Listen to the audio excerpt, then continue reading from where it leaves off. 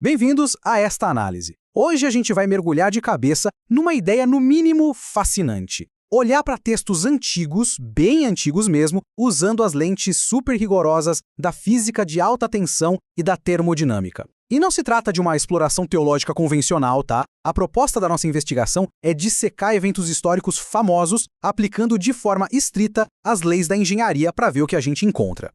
O que nos leva direto à pergunta central, o grande paradoxo do nosso estudo. Como é que uma energia infinita não desintegra a matéria na mesma hora? Esse é basicamente o maior conflito de engenharia que a gente vai analisar hoje. Vamos pensar num circuito material super frágil. Como introduzir uma fonte de energia absurdamente gigante ali sem derreter tudo instantaneamente? É exatamente o mesmo pesadelo fundamental que o engenheiro elétrico enfrenta ao lidar com correntes altíssimas, só que elevado a uma escala quase inimaginável. E o material que estamos estudando resolve esse baita paradoxo com um conceito genial, chamado soberania tecnológica espiritual. É uma perspectiva brilhante que tira o milagre da caixinha da mágica pura e o coloca como domínio supremo sobre a própria energia. Basicamente, é a capacidade de modular a potência de um jeito tão, mas tão perfeito que as leis da física não são anuladas ou suspensas, mas sim magistralmente orquestradas. Para ilustrar isso, vamos ao nosso estudo de caso 1, a sarça ardente. A gente conhece bem essa famosa anomalia botânica, mas aqui vamos encará-la como uma maravilha tangível do equilíbrio térmico. Se a gente comparar as coisas, um fogo normal, regido pelas leis da termodinâmica padrão, precisa de combustível e cria um atrito destrutivo que gera muito calor. Mas o fenômeno da sarça é classificado como uma reação perfeitamente não entrópica. A energia está lá, brilhando intensamente, mas a resistência é nula. E o dano térmico à estrutura física da planta? Literalmente zero. Fazendo um paralelo com a tecnologia de ponta que temos hoje, o texto explica que isso opera de um jeito muito parecido com um supercondutor moderno chegando perto do zero absoluto. Nessa condição especial, temos a supercondutividade espiritual, ignorando de vez o efeito Joule. É isso que permite que a energia pura flua livremente sem aquele atrito térmico clássico que, em condições normais, vaporizaria as células de celulose da planta em uma fração de segundo. Agora vamos avançar para o estudo de caso 2, o capacitor sagrado. Saindo um pouco da termodinâmica e entrando com tudo no eletromagnetismo, se a gente observar as plantas de construção da Arca da Aliança, o paralelo com a engenharia elétrica moderna de cair o queixo, dissecando as camadas brutas. No núcleo, temos a madeira de acácia que atua como um poderoso isolante. Esse núcleo é revestido por ouro puro, criando superfícies totalmente condutoras. O resultado, uma estrutura que espelha de forma exata e milimétrica a arquitetura de um capacitor de alta tensão projetado especificamente para armazenar e concentrar um campo elétrico colossal. Seguindo essa lógica incrível, aquele santuário interior, o famoso Santo dos Santos, deixa de ser apenas um espaço arquitetônico sagrado. Ele funcionava na prática como uma câmara rigorosa de isolamento ambiental. Ali dentro, o ar ambiente cumpria um papel técnico vital. Era uma barreira dielétrica, o amortecedor indispensável entre uma fonte de potência elétrica quase infinita e a biologia extremamente frágil dos seres humanos. E há um detalhe muito interessante que amarra isso tudo.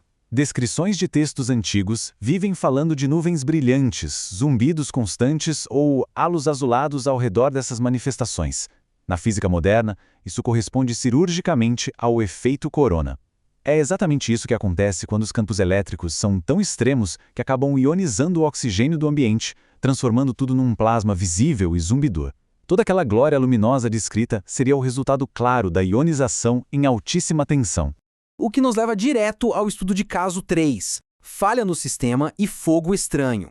Quando a gente entende o nível de calibração dessa câmera, fica mais fácil analisar com uma lente quase forense o que ocorre durante um erro catastrófico. E o fator limitante aqui é 30 kV por centímetro. Na física, essa é a rigidez dielétrica do ar seco, ou seja, a tensão elétrica máxima absoluta que a atmosfera de um local suporta antes de o isolamento ir para o espaço e o ar virar um condutor perfeito de energia. O relato histórico diz que os sacerdotes Nadab e Abiú cometeram um erro fatal. Entraram na câmara com uma composição química não autorizada de incenso, o tal fogo estranho. Sob o olhar da engenharia elétrica, essa fumaça quimicamente incorreta funcionou como um gigantesco catalisador ionizante. Foi um acidente técnico terrível, onde introduziram uma nuvem densa de partículas não previstas naquele ambiente controlado. Daí para frente, a reação em cadeia é letal. A fumaça altera a química atmosférica da câmara instantaneamente. Devido a isso, a rigidez dielétrica do ar que a gente acabou de mencionar despenca. Uma vez que essa barreira de proteção cai, um caminho de baixa impedância se forma na hora. O passo final? Uma descarga de arco elétrico absolutamente inevitável.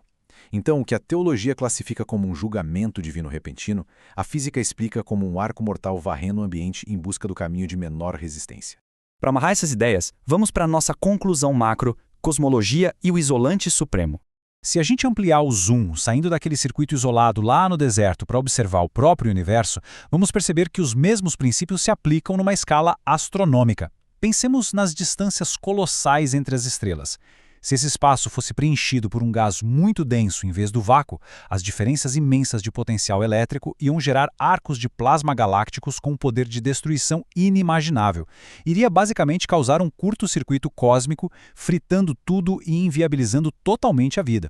E é exatamente aqui que chegamos na síntese mais profunda do material. O puro vazio do vácuo espacial age como o supremo isolante cósmico. Essa citação é genial.